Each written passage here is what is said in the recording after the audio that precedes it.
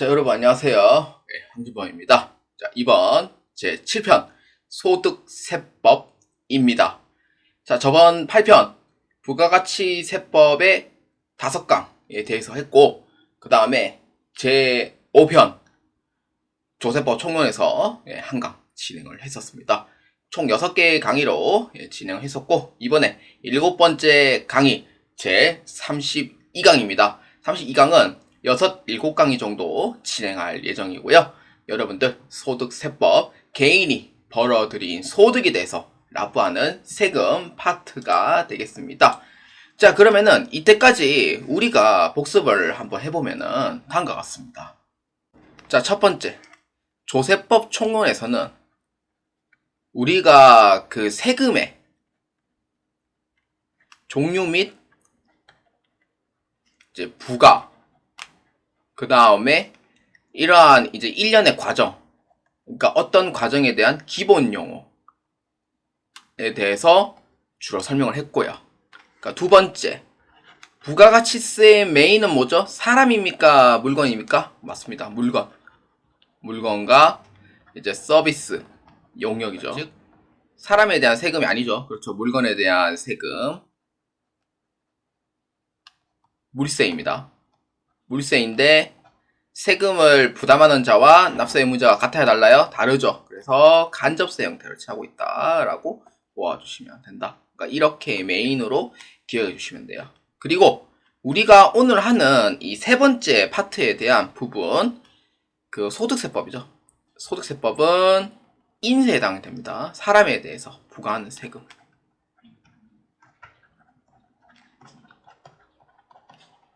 그래서 내가 개인으로서 벌어들인 소득에 대해서 세금을 납부하는 절차, 오늘 배우게 되는 이 소득세법에 대한 설명입니다. 6, 7강의를 통해서 진행해 보도록 하겠습니다.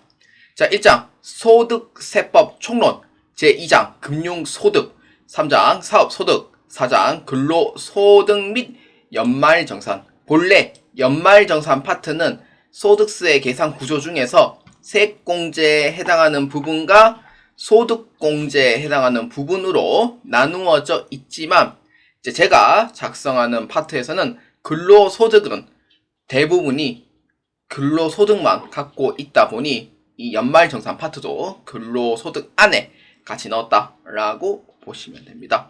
자, 그리고 5장 연금소득, 6장 기타소득, 7장 소득세, 과세, 표준 및 세액계산은 연말정산 파트를 제외한 나머지 파트가 되겠습니다. 그렇기 때문에 제 7장에서 연말정산 부분은 빠져 있으니 이 점 혼란이 없으시길 바랍니다. 자, 그러면은 우리는 본격적으로 소득세법 총론 기본적인 설명에 대해서 한번 보도록 하겠습니다. 자, 모든 세법은 총론 파트가 제일 중요합니다. 그래서 이 총론의 기초적인 파트를 정확하게 숙지를 해야지 그 뒤에 있는 파트에서 내용이 연결되어 있기 때문에 많은 고생을 하지 않을 겁니다. 자, 제1장 소득세법 총론입니다. 자, 소득세법의 기본적인 설명이라고 생각하시면 돼요.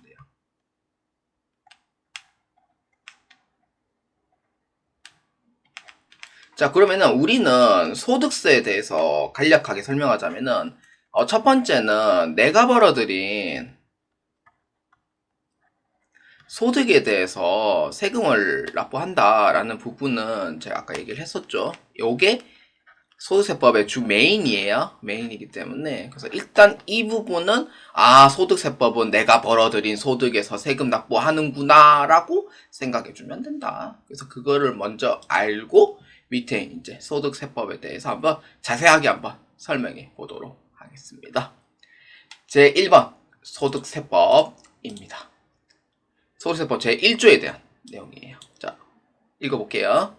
개인의 소득에 대하여, 개인의 동그라미 치면 되고요. 성격과 납세자의 부담 능력 등에 따라 적절하게 과세함으로써, 과세 동그라미 치면 돼요. 조세 부담의 형평성을 도모하고 재정 수입의 원활한 조달에 이바지함을 목적으로 한다. 그러니까 이거예요. 납세자의 부담 능력에 따라라고 돼 있으면은 사실 이거는 이제 누진 적용을 하겠다라는 의미가 되는데, 세금은 소득이 적으면은요 그만큼 누진되는 금액도 상당히 적어져요. 그래서 이제 세율 자체가 낮은 부분이 되는 거죠. 근데 이제 예를 들어서 이제 중위소득, 그러니까 중간쯤 되는 중위소득이 뭐 한 6등급, 7등급 정도 된다라고 하면은 그만큼 누진 금액은 어떻게 돼요? 올라가는 거죠. 그래서 누진되는 세율만큼 올라가는 거예요. 그래서 대부분 8단계 중에서 약 한 중간 단계 해서 뭐 한 4단계라든지 아니면은 뭐 3, 4단계 정도 이렇게 이제 보시면 되고, 그 다음에 이제 고소득층 같은 경우에는 누진 적용이 더욱더 커지죠. 이렇게 더욱더 커지죠. 그 다음에 세율에 올라가는 방향도 엄청나게 폭등을 하게 됩니다. 그래서 8단계 누진 세율 중에 대체로 6에서 7단계 정도 생각해 주시면 돼요. 그러니까 그만큼 내가 소득이 적으면은 세금을 내야 될 부분은 적어지는 방법이고, 그만큼 내가 돈을 많이 벌어들이면은 소득이 높아진다는 그러한 과정이라고 보시면 돼요. 그래서 이때 이 부담 능력은 내가 적게 벌면은 그래 세금은 적게 내는 거야, 이런 의미고, 세금을 많이 내면은 많이 내는 거야 라는 부담 능력이라는 의미로 보시면 돼요. 그렇기 때문에 소득세는 누진 적용이라고 적용을 합니다. 그래서 뒤에 이제 누진 세율 보시면 알 거고, 부가가치세는 부담 능력이라는 것 자체가 없어요. 왜? 단일 세율이라고 그러거든요. 단일 세율 몇 프로? 하나뿐이죠. 10%죠. 이 10%는 저소득층에 대한 특례가 있어요, 없어요? 없죠. 저소득층도 똑같은 10% 내야 되고, 중상층도 똑같은 10% 내야 되고, 고소득층도 똑같은 10%를 내야 된다 라는 의미가 부담 능력이라는 부분이 없어요. 부가가치세는 단위 세율이기 때문에. 근데 소득세법은 내가 능력이 좋으면은 그만큼 세금을 많이 뽑아내는 거고, 능력이 좋지 않으면은 그만큼 세금은 적게 뽑는 거다, 이런 의미로 해석해 주시면 되는 겁니다. 그래서 이거를 내가 오늘 꼭 알아야지 라는 의지로 공부하실 필요는 없고요. 뒤에다 설명을 할 테니 부담 능력은 내 소득에 따라서 부담해야 되는 세금이 다 다르구나 라는 정도만 보아주시면 됩니다. 자, 그래서 우리는 이 두 가지의 썰이라는 게 있어요. 썰. 어떤 거냐면은 소득 원천 썰, 그 다음에 법인세법 아직 안 배웠거든요. 순자산 증가 썰이라는 두 가지 썰이 있습니다. 소문이 아니고 사실입니다. 그래서 소득 원천 썰은 뭐냐면은 내가 벌어들인 소득에 대해서만 과세 때리는 거예요. 소득세는요, 그러니까 이거예요. KIFRS 우리 배웠죠? 는 아니지만 안 배웠죠? 왜냐면은 IFRS에 대한 특징과 종류에 대해서만 배웠지, KIFRS를 적용하는 문제도 풀어본 적도 없고 설명한 적도 없어요. 왜? 재경관리사가 아니기 때문에. 그래서 회계관리 1급에서는 K갭을 쓰죠. GAAP. 일반적으로 인정된 회계 원칙에 기업회계 기준 적용하다 보니까 KIFRS에 대해서 제가 간략하게만 설명했어요. 근데 이 소득 원천설은 KIFRS랑 성격이 비슷해요. 세금 쪽 말고 열거하는 쪽입니다. 그래서 KIFRS는 1,001호부터 있다고 치고, 이렇게 해서 뭐 1200 뭐 호까지 있다고 쳐요. 나도 몇 호가 있는지 몰라요, 솔직히. 그래서 이러한 부분을 해가지고 다 나열을 해요. 그래서 1200호예요. 근데 소득 원천설도 사업소득이라는 분류 자체가 나중에 보시면은 이렇게 돼 있어요. 사업소득의 종류는 다음과 같다. 몇 개? 라라라라라라라라라라라라라 이렇게. 몇 개? 한 22개 정도 있습니다. 이렇게. 자, 그러면은 IFRS가 우리가 그 IFRS하고 KIFRS하고 조금 달라요. 왜냐? KIFRS는요, 한국에서 채택한 것만 적용을 해요. 수익의 인식 기준은 전 세계를 다 통합을 해서 적용을 하는데 그 수익 인식 기준이 국가마다 조금 달라요. 그래서 한국에서 기존에 쓰던 방식 있잖아요. 그거를 일부 수용하되 그 다음에 아예 새로운 게 있어요.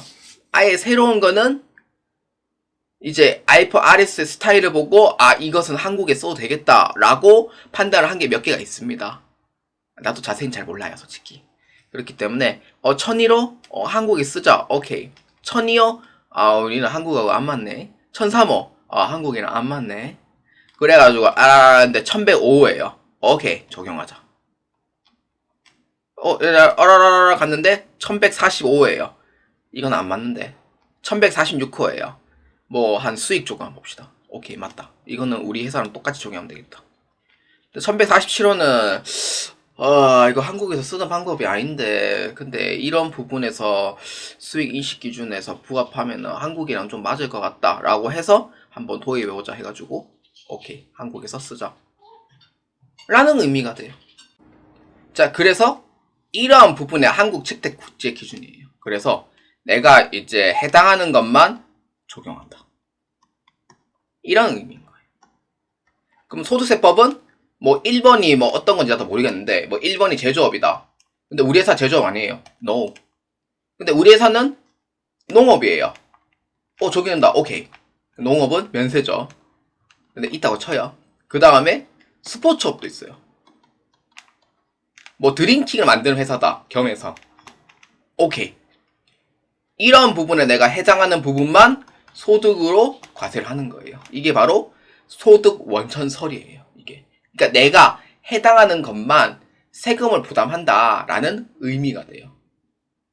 법인세는 소득 원천설을 못 씁니다. 왜냐? 해당하는 것만 적용되는 게 아니기 때문에 그 종류가 아예 다 달라요. 그래서 소득세법은 나중에 사업소득 얘기하면은 짜라라라라라라라 다 있습니다. 어떤 건지. 이게 바로 열거주의 방식을 채택하고 있어요. 그래서 IFRS랑 비슷해요. 그래서 IFRS는 이런 종류가 있는데 한국에서 채택된 것만 쓰는 거면은 소득 원천 썰이랑 비슷하죠. 원리 자체가. 그래서 사업소득은 제조업이 아닌데요? 세금 부과 안 해. 우리 회사 농업인데요? 오케이. 세금 적용하자. 근데 면세기 때문에 거의 0이거든요. 근데 뭐 이렇게 있다 치고 저희는 스포츠업 하는데요. 오케이. 그거에 대해서 수입한 것에 대한 세금을 부과하겠다. 저는 연예인인데요. 저는 1인 크리에이터인데요. 그럼 해당되는 부분에 대해서만 세금을 뽑아내겠다라는 의미가 돼요. 이게 바로 소득 원천 썰입니다. 이게. 그러니까 내용을 이해하면은 어렵진 않아요. 그러니까 해당하는 것만 세금을 부과한다. 소득 원천 썰. 근데 법인세법은 아직 안 배웠지만 법인세법의 순자산 증가 썰은요. 이런 부분에 내가 순재산이 이렇게 있는데 근데 세무 쪽으로 보니까 얘는 수익이 아닌 걸로 있는데 내가 봐도 수익인 거예요. 근데 이거는 내가 비용으로 처리했는데 세무 쪽으로 봐가지고 보니까 비용이 아닌 거예요. 그럼 반대로 수익으로 취급하겠죠. 그렇기 때문에 이러한 부분에 해당하지 않는 이러한 재산, 순재산까지 포함을 하는 거예요. 이게 바로 순자산 증가썰입니다. 그래서 어디 쓰이냐? 순자산 증가썰은 유형별 포괄주의라고 부르거든요. 그래서 법인세법에 적용됩니다. 그래서 만약에 문제 나올 때 법인세법은 순자산 증가설을 채택하고 있고 소득세법은 소득 원천설을 채택하고 있다라고 하면은 맞는 얘기가 되고 근데 반대로 소득세법은 순자산 증가설을 채택하고 있고 법인세법은 소득 원천설을 채택하고 있다라고 하면은 맞아요 틀려요? 아닌 거예요. 그렇기 때문에 그러니까 우리는 소득세법에 대해서 다시 한 번 더 마지막으로 설명하면은 해당하는 부분에 대해서만 세금을 부과한다. 그럼 저는 뭐예요? 직업이 근로소득자 겸 1인 크리에이터예요. 그래서 소득 원천 썰에 대해서 보면은 나는 근로소득이니까 근로소득세로 과세. 오케이. 그 다음에 1인 크리에이터니까 사업소득으로 때린다. 오케이. 이런 의미가 돼요. 그래서 이러한 부분에 내가 해당하는 것만 세금을 부담하는 거고 그게 소득 원천 썰이다. 이해되시죠? 이렇게 해서 이해해 주시면 되겠습니다. 자, 그 다음 두 번째 소득세 정의입니다. 자, 이 부분 조금 중요합니다. 소득세는요, 개인의 이제 그 세금을 이제 부과하는, 세금을 부과하기 전 판단 기준이라고 생각하시면 돼요. 그래서 이거를 통해서 이제 국내에 대해서 세금을 뽑아낼 거냐, 아니면은 국내외에 대한 전체적인 세금을 뽑아낼 거냐에 대한 기준이 나오는 거예요. 그래서 소득세 정의, 소득세법 제1조의 2에 나오는 내용입니다. 자, 1번 거주자입니다. 그 다음 비거주자입니다. 사업자입니다. 세 가지가 있습니다. 자, 개인이 벌어들인 소득에 대해서 납부한다 했어요. 그러면은 거주자는 누구를 뜻하냐?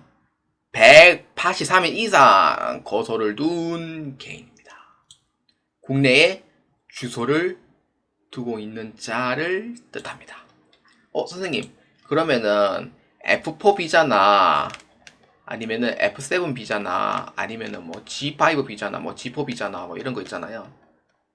이런 외국인들도 거주자를 봐요 안 봐요 라고 했을 때 183일 이상이면은 거주자를 보고 국내에 주소를 두고 있다고 하면은 대부분 뭐 공로에 주소를 두고 있다 하면은 이제 뭐 회사 주소라든지 그런 거 두고 있잖아요. 그럴 경우에 해당하는 183일 이상 거주한다 하면은 거주자를 봅니다. 외국인 거주자라도 취업비자라도. 근데 비거주자는 거주자가 아닌 개인은 돼요. 예를 들어서 183일 미만인 거주자를 뜻하는 거죠. 어떤 거? 외국인 이제 근로자도 되고요. 그리고 또 이제 외국에서 이제 파견 온 자. 뭐 이런 분이 해당되는 거죠.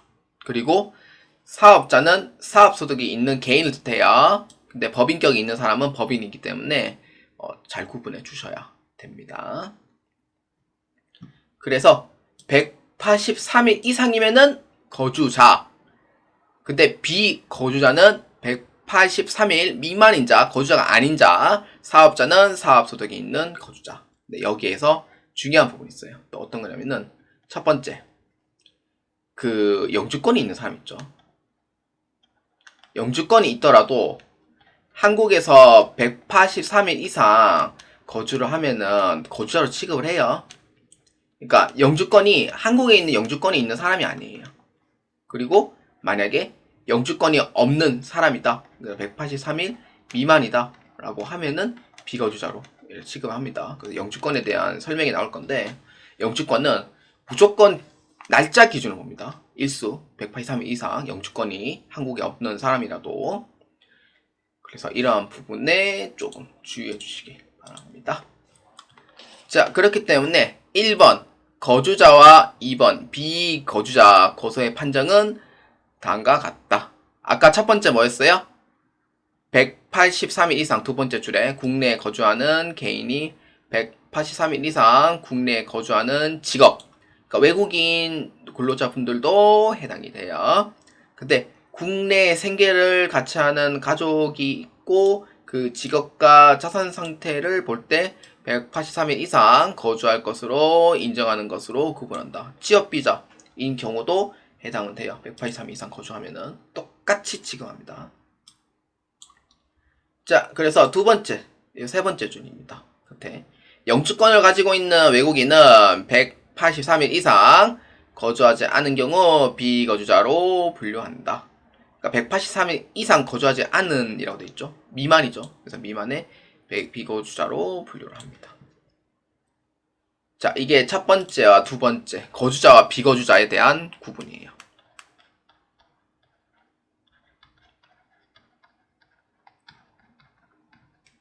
자, 그리고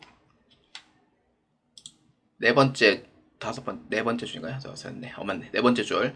외국어를 항행하는 선박 또는 항공기 승무원인 경우 생계를 같이 하는 거주하는 장소 또는 그 승무원이 통상 체지한 장소가 국내에 있을 때는 국내에 있는 것으로 보고 그 장소가 국외에 있을 때는 승무원의 주소가 국외에 있는 것으로 한다.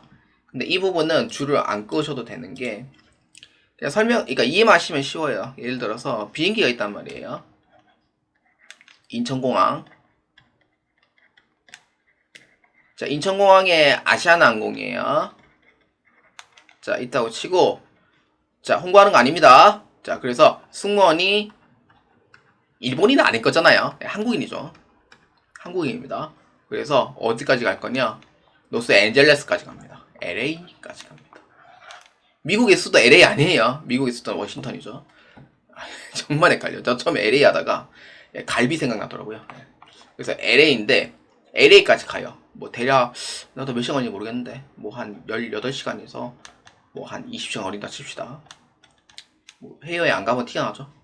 그래서 LA까지 가는데 LA에서 예를 들어서 경유를 해요. 경유를 하면은 예를 들어서 일본 뭐 오사카를 경유해서 가더라. 아니면은 중국에 예를 들어서 북경을 그러니까 베이징이죠. 북경을 경유해서 가더라 라는 부분도 있을 거고 아니면 두 번 경유해서 뭐 싱가포르까지 경유해서 가더라 라는 경우가 있죠. 그때는 승무원이 이제 한국을 떠났죠. 한국을 떠나서 최종 목적지인 로스앤젤레스까지 있단 말이에요. LA까지 있고. 근데 LA에서 이제 비행기 같은 경우에는 또 정비도 하고 문제가 없나 확인해가지고 대략 한 일주일에서 2주일 정도 머물다 가는 경우, 머물다 간다고 쳐요. 머무르다 간다 라고 쳐요. 그러면은 그래요. 머물다 가면은 이때는 지금 한국을 지금 떠나 있는 상황이죠. 그러면은 현재 지금 외국에 지금 거주했단 말이에요. 1, 2주 동안은. 근데 승무원은 이제 한국에 있는 시간보다 베테랑인 경우 영어도 잘하시고 그다음에 뭐 예를 들어서 에스파니어도 잘하고 그다음에 뭐 이태리어도 잘한다 이러면은 이제 외국에서 이제 비행기를 띄워서 있는 시간이 더 많겠죠. 오히려. 특히 원야어선 같은 경우에는 한 번 왔다가 이제 가면은 6개월 동안은 거의 한국에 못 오잖아요. 그런 경우. 그런 경우에는 과연 이제 비거주자를 봐야 되냐. 한국에 체제하는 기간이 183일 미만인데 원야어선에서 이제 태평양까지 가도 183일 미만이거든요. 어찌 보면. 그래서 이러한 비거주자인 경우에는 할게요. 이러한 경우에는 비거주자를 봐야 되냐라고 했을 때 승무원이나 아니면은 원양어선을 타시는 분들 이 경우에는. 근데 우리가 원칙적으로 봐서는 사실 승무원이 한국인이고 LA까지 간다든지 아니면은 뭐 싱가포르 간다든지 아니면 관까지 간다든지 그러한 경우에 한국의 거주 기간이 183일 미만이면은 비거주자로 봅니다. 원칙적으로 봤을 때는.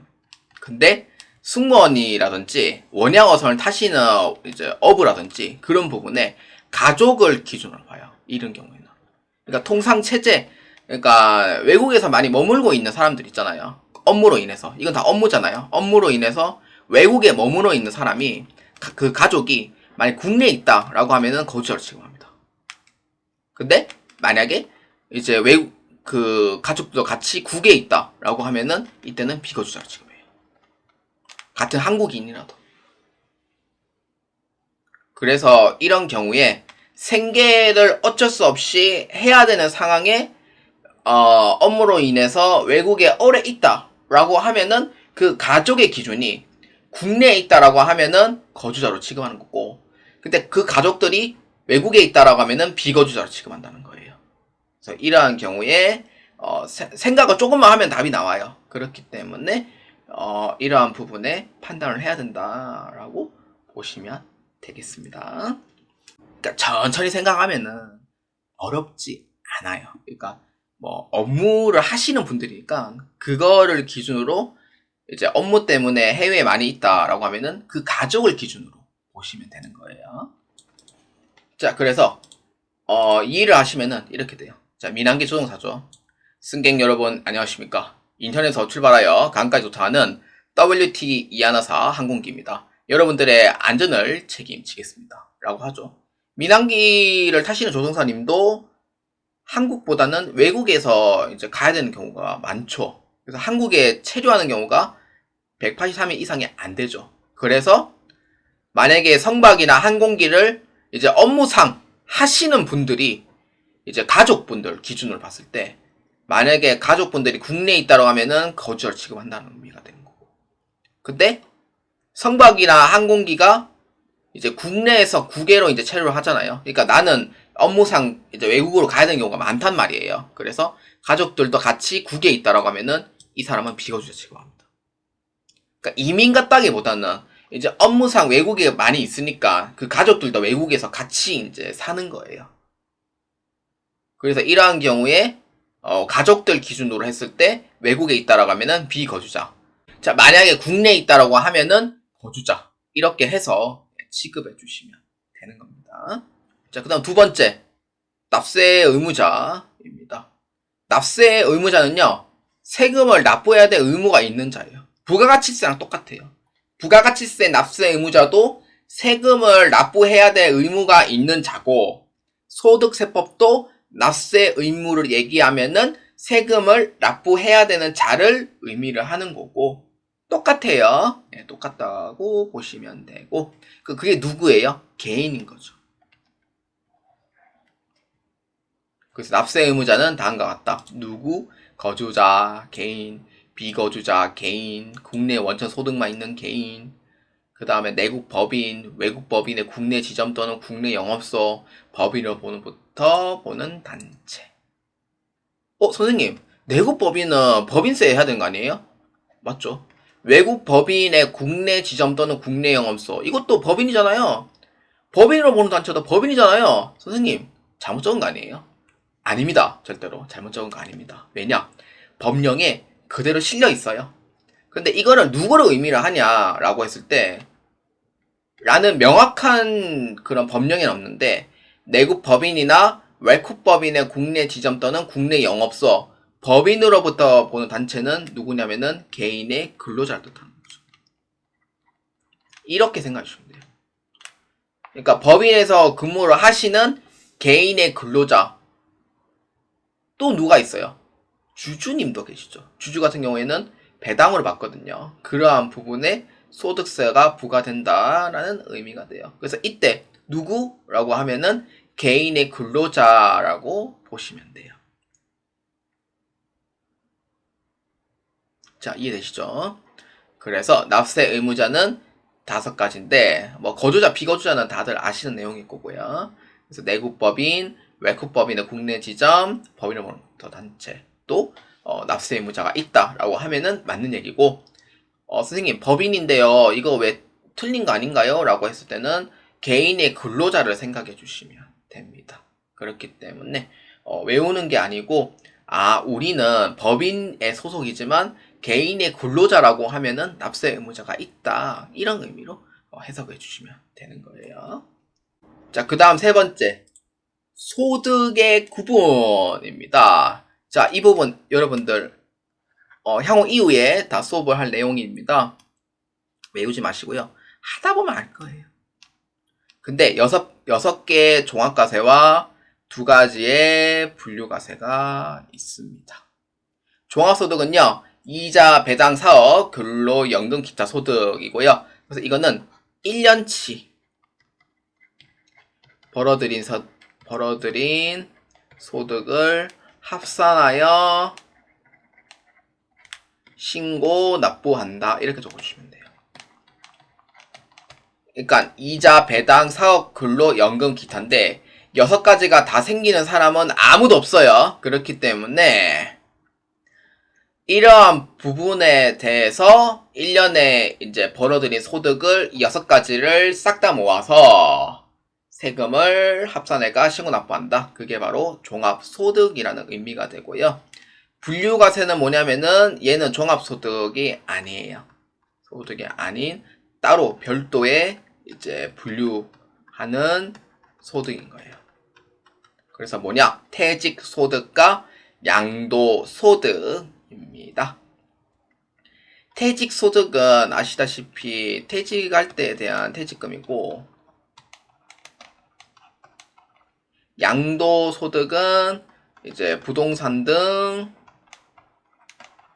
그 양도를 했을 때에 대한 세금인 거예요. 그렇기 때문에 퇴직소득과 양도소득은 1년에 한 번씩 나오는 소득이 아니에요. 그래서 몇 년을 묵혀놓고 나오는 소득이다 보니 금액이 상당히 크거든요. 그렇기 때문에 퇴직소득과 양도소득은 결집 완화의 효과로 인하여 따로 분류를 하는 겁니다. 그 이유는 뭐였죠? 그렇죠. 금액이 크기 때문에 그렇습니다. 그리고 1년에 한 번씩 나오는 소득들이 아니에요. 퇴직소득은 1년에 한 번씩 나오는 소득이 아니고 회사가 퇴직금 주는 게 너무 부담스러우면은 1년에 한 번씩 주는 경우가 있어요. 양도소득은 여러분들이 어떤 사람은 평생 경험하지 못할 수도 있고요. 양도소득세를. 또 어떤 분들은 양도소득세를 많이 경험해 보시는 분도 계실 거예요. 그렇기 때문에 금액이 크니까 따로 분류한다. 그리고 1년에 한 번씩 나오는 소득이 아니라서 분류과세다. 이렇게 보아주시면 됩니다. 문제 연습할 때 이 내용 나올 거예요. 자, 그 다음 4번 과세기간입니다. 서울세법 제5조고요. 자, 첫 번째 줄 여기에 주시면 돼요.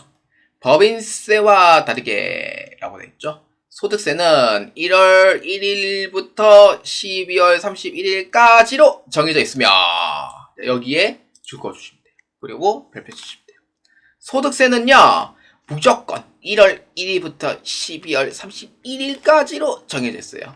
내가 내 마음대로 저는 1월 1일부터 12월 말까지 싫은데요. 7월 1일부터 6월 말까지 안 돼요? 안 돼요. 소득세는 안 됩니다. 무조건 개인이기 때문에 1월 1일부터 12월 말까지로 정해져 있는 부분.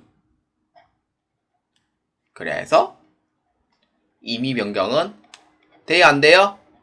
안 됩니다. 임의 변경 안 돼요. 그래서 회계 기간과 똑같이 1월 1일부터 12월 말까지로 정해져 있다라는 의미가 됩니다. 그래서 오른쪽 줄에 자 읽어볼게요. 자, 법인세는 정관에 기재된 사항 또는 신고하여 사업연도를 임의로 변경할 수 있다는 점이 다르다. 법인세는요, 사업 때문에 날짜를 7월 1일부터 하는 경우도 있고, 1월 1일부터 하는 경우도 있고, 4월 1일부터 하는 경우도 있고, 10월 1일부터 하는 경우도 있습니다. 그래서 분기마다 다르게 적용을 할 수 있는데, 소득세는 그렇게 못한다는 거예요. 그렇기 때문에 두 번째 줄 끝에 여기 줄 것입니다. 자, 소득세 중 폐업은 소득세 과세 기간에 영향을 받지 않으며 12월 31일까지라는 점 주의한다. 선생님, 폐업 했으면은 거기서 끝나는 거 아니에요? 부가가치세 선생님 우리 했을 때 부가가치세는요 폐업일까지라고 했었잖아요. 근데 왜 소득세는 왜 폐업하면 그걸로 끝 아닌가요? 라고 의문을 던지시는 분도 계세요. 사실 여러분들이 이제 여러 사람이 있을 때 질문을 던졌을 때 한 명이 그러니까 풋 이러면서 말도 안 되는 소리 하고 있네 라고 생각할 수 있잖아요. 근데 그러한 궁금증을 다른 사람이 이제 얘기하고 싶어도 못한 경우가 많아요. 진짜로. 그렇기 때문에 누군가의 한 명의 그 용기가 여러분들의 그러한 지식을 알게 됩니다. 그렇기 때문에 부가가치세는 폐업일까지인 건 맞는데 소득세는 왜 아니냐? 소득세는 사업 소득 외에 다른 소득이 존재해요. 아까 위에 얘기했던 종합소득 6가지 있었죠. 이자, 배당, 사업, 연금, 근로, 기타 이렇게 돼 있죠. 근데 이렇게 되어 있는 부분을 다른 소득이 없을 리가 있어요? 폐업했으면 그걸로 끝이에요? 아닌 거예요. 다른 소득이 있으니까 그러한 부분도 합산을 해야 된다 라는 의미로 소득세는 폐업을 해도 무조건 12월 말까지 과세기간이 끝날 때 적용이 됩니다. 그래서 부가가치세는 폐업일까지 해서 적용하면 끝이지만 소득세는 그렇지 않다는 점. 왜냐? 다른 소득의 존재가 있기 때문에 그것도 합산해서 12월 말자에 신고해라 라는 의미로 보시면 되는 겁니다. 자, 자, 그렇기 때문에 과세 기간의 중에 폐업에 대해서 조금 더 신경을 써주시길 바랍니다. 자, 그래서 우리는 한번 정리해 볼게요. 밑에 소득세 과세 기간은 다음과 같습니다. 자, 원칙 1월 1일부터 12월 말까지. 사업연도 임의 변경은 안 돼요. 무조건. 근데 예외가 있어요. 자, 여러분들 예외를 조금 보아주세요. 두 가지 예외가 있는데, 첫 번째는 사망하시는 경우는 사망일까지. 그러니까 예를 들어서 이제 89세에 이제 돌아가신 분이 계세요.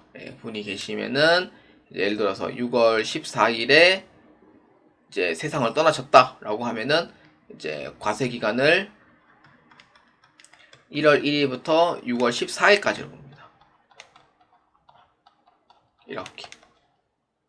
근데 만약에 이제 한국이 싫어, 나 한국 떠날래요 라고 하면은 이민을 가요. 이민을 가서 외국에 영주권을 취득을 합니다. 요새 그 호주 군인 있잖아요. 요새 호주 군인 외국인들 많이 뽑거든요. 거기서 외국인들이 이제 일정 복무를 하면은 영주권을 준대요. 요새 호주 많이 가거든요. 그렇기 때문에 외국에 영주권을 취득하면은 1월 1일부터 출국일까지입니다. 이때 과세 기간을 봐요. 예를 들어 출국을 10월 15일 했다? 그러면은 10월 15일까지 이렇게. 근데 여기서 주의할 사항이 뭐냐면은 자, 위에 적으세요. 주의할 사항은 출국일에 다음날 이러면은 아니에요. 무조건 출국 일자는 무조건 출국 날까지고요. 출국일에 다음날에 적용한다라고 하면은 다 틀려요. 그렇기 때문에 이 내용을 조금 조심해 주시길 바랍니다. 자, 그 다음 다섯 번째. 신고 납세 제도. 뭐, 신고 납부 제도예요, 우리가. 고지서 안 오죠. 우리가 이제 직접 신고해가 납부하는 거고. 그래서 어디에 맡겨요? 세무사 사무실에 맡기는 거잖아요. 그렇기 때문에 다음 연도 언제까지? 5월 1일부터 5월 31일까지 과세표준 확정 신고를 함으로써 소득세 납세 의무가 확정된다. 언제까지? 5월 1일부터 5월 31일까지. 그 다음에 누진과세 8단계의 누진 세율이고요. 6에서 45%의 세율을 부과한다. 로또번호 생각하면 돼요. 645 영화 생각하면 돼요. 645 네, 645에서 6에서 45% 이렇게 생각해 주셔도 되고요. 파한기남 동우는 뭐 이러면서 이제 그 영화 있잖아요. 645 예, 이런 거. 아이유 맞나? 저도 쇼츠로만 봐가지고 그 재밌어요. 그거 645 예, 그 재밌습니다. 인적공제. 인적공제는 사람을 이제, 그러니까 이거예요. 부양가족 등을 고려하는 건데, 내가 나를 기준으로 했을 때, 혼자 살면은, 솔직히 이제 혼자서 요리도 해먹고 이럴 것 같죠? 안 합니다. 안 하시는 분 안 해요. 요리 못하는 분들 진짜 많아요. 그렇기 때문에, 혼자 사시는 분들은 이제 그만큼 고생을 덜 하죠. 그래서 150만원만 공제를 때려요. 근데 어떤 가족은 나를 기준으로 했을 때 어머니 아버지랑 같이 사는 거예요. 부모님하고 같이 사는 경우가 있고, 근데 부모님이 이제 퇴직도 하시고 연금도 받으시고 나이가 어느새 뭐 한 75세 정도 됐어요. 근데 75세라고 해도 아직 발팔하거든요, 솔직히 말해서. 저는 이제 회사에서 이제 얘기를 하죠. 이제 80세까지 일하셔야죠 이러면서. 80세 넘어가면 진짜 힘이 없기 때문에 그때는 진짜 퇴직을 할 수밖에 없는데 요새 60세에서 79세이신 분도 있잖아요. 발발합니다. 그래서 아직 일을 할 수 있어요. 근데 이제 젊으신 분들은 이제 어떤 거예요? 아씨 저런 분들 때문에 일자리 뺏기네 이러면서. 근데 그만큼 자기가 노력을 해서 이제 진짜 안 됐다 하면은 전 진짜 동정을 했는데 뭔가 시도도 안 해보고 진짜 그렇게 부정적인 생각 가지는 건 아니라고 봅니다. 부모님들은 진짜 일하고 싶어도 일을 못하는 노인 일자리 찾기가 힘든 거고 청년분들은 진짜 청년 나름대로 정말로 힘들어요 진짜로. 그러니까 진짜 보면 진짜 안쓰러워요 진짜. 저희 공개방에도 보고 카페에도 보고 이제 유튜브 이제 관련 내용 봐도 진짜 내가 정말로 열심히 했는데 좋은 직장이 안 생겨요. 그래서 몇 년 동안은 계속 쉬고 놀고 그러신 분도 있어요. 저희 공개방에도 면접을 지금 한 수십 군데 와도 계속 취업이 안 돼서 엄청 힘들어하는 분들 계세요, 진짜로. 예, 그래서 뭐 나름 고충이 많습니다, 사실. 너무 그런 거를 너무 부정적으로 생각할 필요는 없다라는 의미가 돼요. 그래서 부모님이 75세예요. 아직 이제 퇴직을 하고 은퇴를 하고 아직 이제 소득이 이제 100만 원 이하잖아요. 소득이 100만 원 이하면은 대체로 이제 노인정에 가시는 분도 계시고 아니면은 어느 이제 프로그램에서 무료로 이제 이렇게 해가지고 좀 이렇게 노시는 분도 계시고 어떤 분은 가족분들이 요양병원에 가시는 분도 계시고 그러니까 부모님들이 그런 분도 계시거든요. 사정상 별거인 경우 그만큼 이제 자녀가 고생을 해야 하네요. 부모도 우리 키우는데 고생을 했고요. 근데 우리 쪽도 이제 부모를 위해서 고생을 해야 되는 시기가 와요. 진짜로. 근데 솔직히 너무 힘들긴 한데 자기 이기적으로 생각하시는 분도 꽤 계시고 그래서 이러한 거 자녀도 그만큼 고생을 하잖아요. 그래서 이러한 부분의 소득을 공제를 해주는 거예요. 그러니까 세금 내려준다는 의미가 돼요. 그리고 형제 자매인 경우 뭐 이런 경우 그 다음에 위에 있는 이제 조부님 조모님 이제 손주 손녀 키우는데 또 고생하잖아요. 그러한 부분에 고생을 하니까 그만큼 세금을 조금 덜어주는 약간 그런 기능이 있어요. 그게 바로 인적 공제다라고 보시면 돼요. 자, 그래서 첫 번째 줄에 읽어보면 돼요. 부양가족 등 사정을 고려해서 소득 공제 방식의 인적 공제 제도를 두고 있다. 자세한 내용은 근로소득세 연말정산시 자세하게 설명해 보기로 할게요. 그래서 인적공제는 그러니까 나를 기준으로 해서 그만큼 고생한 만큼의 세금을 좀 덜어주겠다라는 의미로 해석해 주시면 돼요. 그리고 여덟 번째 원천징수 제도입니다. 이 부분 조금 중요합니다. 근데 이거를 오늘 내가 꼭 다 알아야지 라는 생각을 할 필요는 없고요.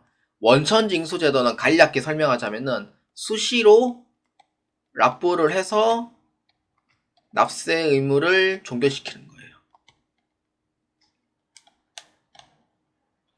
이게 이제 원천징수의 의미다라고 보시면 돼요.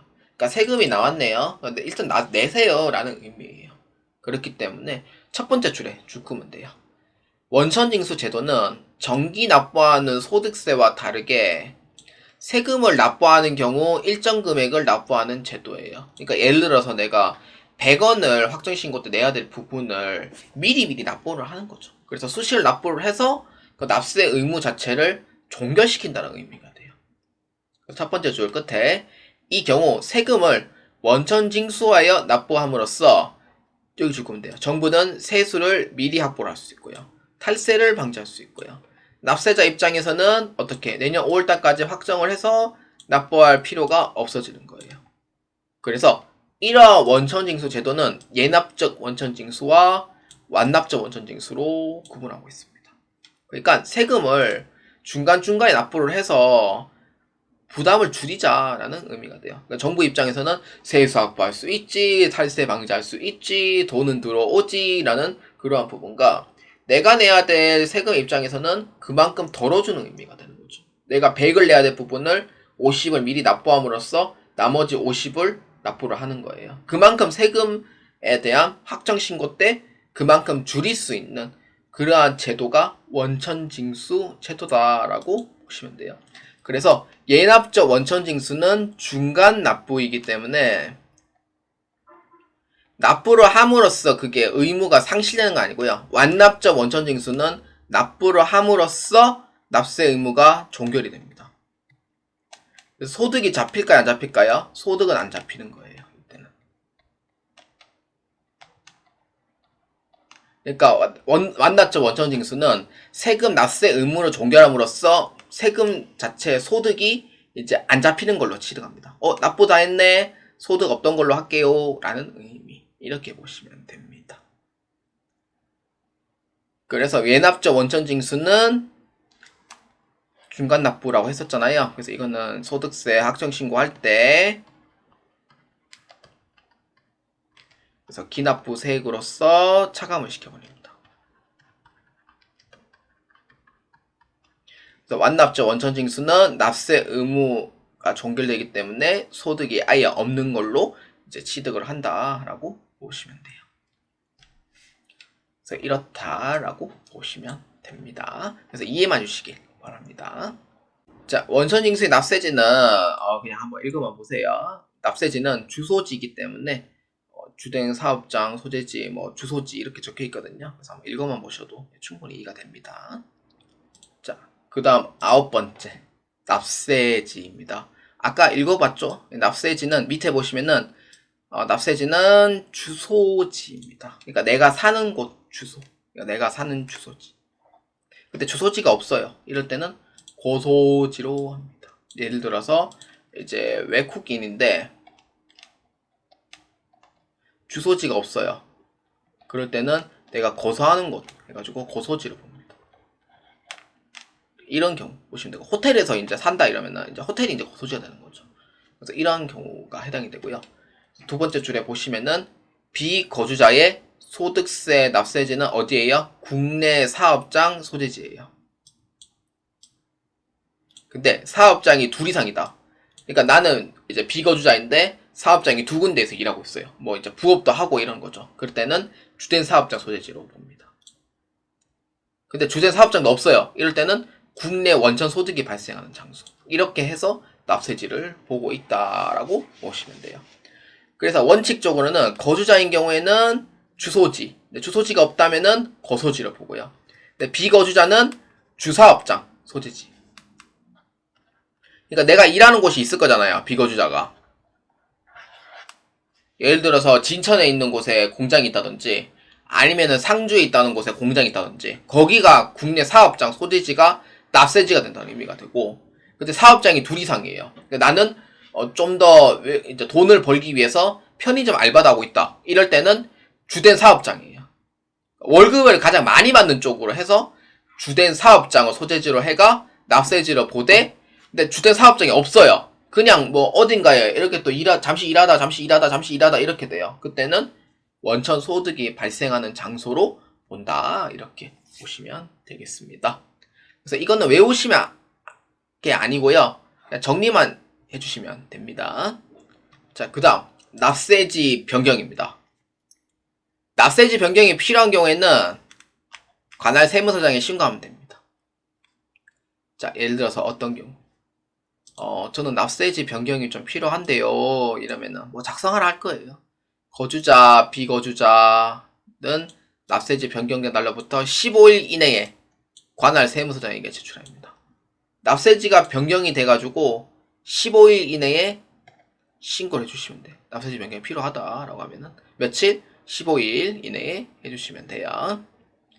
그 다음에 과세 관할은 당연히 주소지죠. 주소지이기 때문에 그 주소지에 해당하는 관할 세무서 이렇게 봐주시면 돼요. 저는 주소지가 충청남도 아산시이고 이제 근무지는 충청남도 부여군이에요. 이때 아산시에서 내가 개인이 있는 소득세잖아요. 이때는 관할 세무서가 제일 가까운 아산 세무서가 되는 거예요. 그러니까 근무지로 보는 게 아니고 내 주소지로 관할 세무서를 결정한다. 이렇게 보시면 됩니다. 자, 그래서 납세지 변경 신고서가 이렇게 있으면 작성해 주시면 되겠고요. 자, 오늘 마지막 설명입니다. 자, 12번 소득세 계산 구조입니다. 소득세 계산 구조는요, 종합과세를 기준으로 이런 구조가 되고요. 나중에 이제 2장부터 이제 이 부분을 설명을 할 거예요. 그래서 어디까지? 여기 2장부터 6장까지. 제가 7장까지 있는 걸로 알고 있으니까 6장까지 이렇게 보면 되고, 그 다음에 과세 표준 세율, 산출세액, 세액공제 결정세액은 여기 7장에서 설명을 할 건데, 7장 중에 이제 근로소득 파트 있죠. 근로소득에 해당하는 소득공제하고 세액공제에 해당하는 연말정산 파트는 일부 여기서 이제 설명을 합니다. 이 계산 구조는 알고 계시면은 진짜로 좋아요. 근데 뭐 외우라는 의미가 아니고, 이 계산 구조는 이런 원리에 의해서 최종 세금이 납부하거나 아니면은 최종 환급이 되는 절차다. 이렇게 해서 읽어줄 아셔야 돼요. 나중에 이제 그 근로소득 원천징수 영수증을 봤을 때 이 구조를 어떻게 해서 구조가 됐냐 물어봤을 때 설명을 할 줄 알아야 돼요. 여러분들이 실무자로 있을 때는. 그래서 이 과정에 대해서 설명을 할 테니 여러분들 2장부터 7장까지 한번 꼭 보아주시고 하기 전에 이 부분에 대한 절차를 잘 기억해 주시길 바랍니다. 외우는 의미는 아니에요, 절대로. 자, 그래서 자 오늘은 여기까지 진행하도록 하겠습니다. 여러분들 제 32강 소득세 총론입니다. 실제로 이제 학원에 가면은 전산세무 2급을 수업할 때는 20분 만에 수업을 끝내요. 왜냐하면은 시간이 한정돼 있다 보니까 자세하게 설명을 못하고 넘어가는 경우가 많고, 그래서 설명 자체가 좀 간단하게 나오다 보니까 책도 간단하게 나오다 보니 20분 만에 설명을 합니다. 압축을 해서.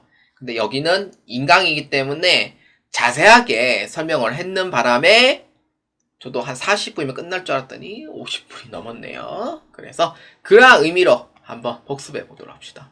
자, 첫 번째, 소득세란 뭐예요? 개인이 벌어들인 소득이다.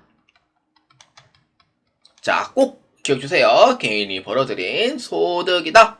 그다음 두 번째 뭐예요? 소득세 과세기간은 몇 월부터 몇 일까지? 1월 1일부터 12월 31일까지. 예외는 이제 뭐 사망인 경우에는 사망일까지. 만약에 이제 영주권 얻어서 출국하겠다라고 하면은 출국일까지 해당이 돼요. 출국은 다음 날까지 해당되는 게 아니에요. 그 다음에 세 번째. 자, 거주자는 며칠? 183일 이상 거주하시는 분들이고, 국내 소득에 대해서 다 부과를 합니다. 외국인 노동자도 관계없어요. 예외 없어요. 183일 이상 넘어가면은 외국인 노동자도 해당이 돼요.